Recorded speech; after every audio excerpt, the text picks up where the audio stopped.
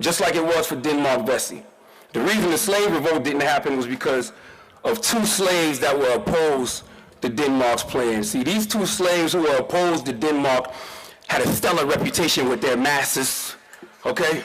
See, some Negroes be so happy to be in good with white folks that they forget where they came from.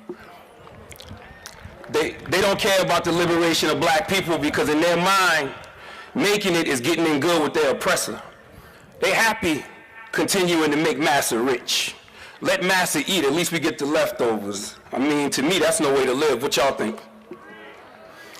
So being that they wanted to please their white masters more than they wanted to liberate their own people, they told on Denmark. So the city organized the citizens militia, and white militias and other groups of armed men started rounding up everyone who was in on the plot, and they ended up hanging the good brother Denmark Vesey. I'm telling y'all that part of the story because I want you to know that when you go out into the world and you decide to do something that's bigger than you, and you are intentional about pouring into your own people, and you are intentional about taking what you've learned and bringing it back to us in the communities we come from, it's going to be haters. There's going to be folks who don't want to see you liberate other black people, and it's sad that some of those people share the same hue as you. Why somebody would attempt to stop someone who's doing things that will ultimately benefit us, the black community as a whole, I will never know, but guess what? You got to step anyway. I said earlier, y'all the big steppers we've been waiting for. You can't walk by faith. Every day you're going to wake up to some brand new hate. Everybody ops. But that's what happens when you choose to do something that's bigger than you. That's what happens when you choose to serve something greater than yourself. That's what happens when you are necessary to the advancement of your people. That's what happens when you have something that Malcolm X called radical black dignity. I would hope that everyone in here possesses it. If you're not thinking about changing the world in that way, if you're not thinking about changing your community in that way, if you're not thinking about liberating black people in that way, then you're simply not necessary. Hell, what did you even go to an HBCU for? You didn't go to an HBCU to show up in the world and marginalize yourself. You went to an HBCU to be bold about your blackness. See, Denmark Vesey had to sneak around to liberate his people. Y'all don't got to do that.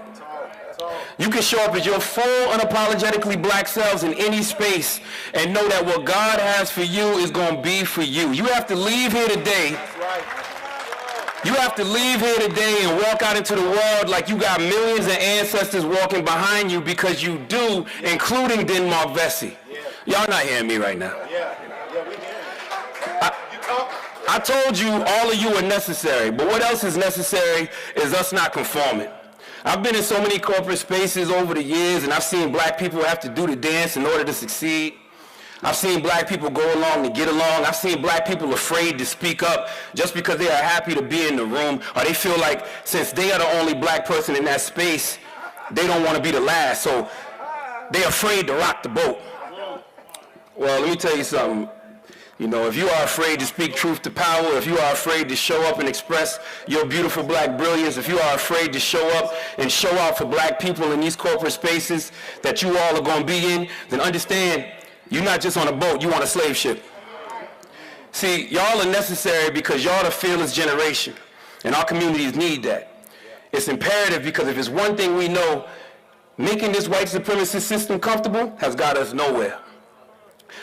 I say this quote all the time by Zora Neale Hurston because it's so true. If you're silent about your pain, they will kill you and said you enjoyed it. That's why I need all you sisters, I need all you brothers to walk into the next phase of your lives loud. If you think you're being loud now, be louder. If you think you're making noise now, make more noise. If you're scared, say you're scared and break free from fear. That's how you change the world. See, I'm not afraid of being loud. If you've been following me for years, you know that. I'm more afraid of being silent. See, being silent will haunt you. You'll think about the times you should have spoken up, but you didn't. And that will haunt you because in that moment that you didn't speak up, you made it harder for the person coming behind you, because now they're going to have to deal with the same issues that you could have handled right then and there.